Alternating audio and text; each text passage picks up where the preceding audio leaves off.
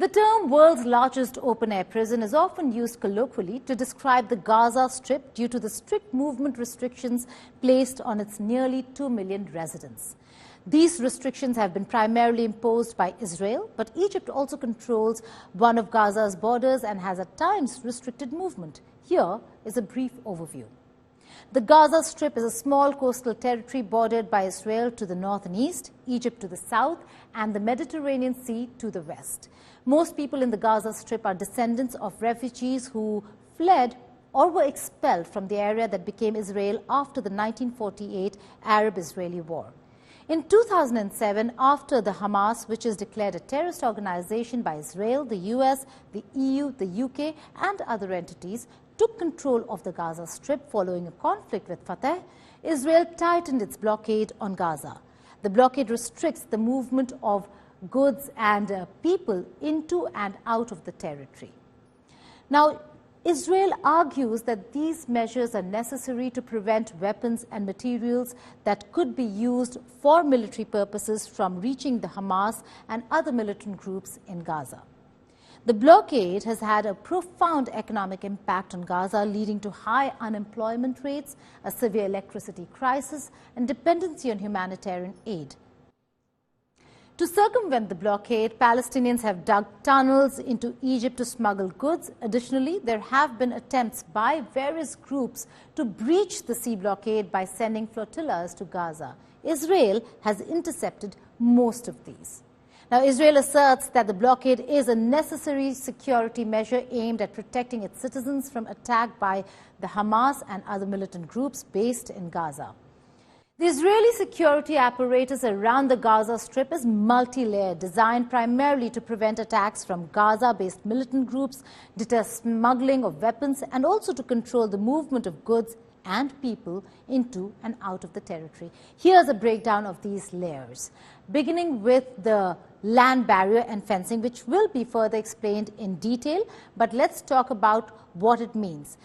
Then there is a naval blockade where the Israeli Navy enforces a maritime blockade restricting Palestinian boats to a varying range off the coast, which has been as little as 3 nautical miles, though at times expanded to 15 nautical miles. Then there is airspace control, wherein Israel controls Gaza's airspace, preventing any aircraft from flying in or out of the airspace. This includes the usage of drones as well. About the ground checks and crossings control, Israel controls most of the border crossings into Gaza. The primary commercial crossing is the Kerem Shalom crossing, through which most of the goods enter or exit Gaza. Erez is the main crossing for individuals, though passage is limited mostly to medical patients, aid workers, and journalists. Egypt controls the Rafah crossing, a very important one to the south, and its policies can be restrictive as well, though at times it has been more lenient than the Israeli-controlled crossings. Let's take you through how a security barrier that Israel has established along its border with the Gaza Strip looks like. I'll elaborate each and every component as depicted here in the graphics that we've put up for you. Beginning with the observation tower. Now, if you look at the observation tower, it is on the Israeli side. These are strategically placed structures that provide a vantage point for Israeli security forces to monitor the entire area. They may be equipped with surveillance cameras, motion sensors, and other high-tech monitoring equipment. Then comes the fence. The primary barrier is a fortified fence equipped with sensors to detect any attempts at infiltration or tampering. It serves as the first line of defense against unauthorized crossings.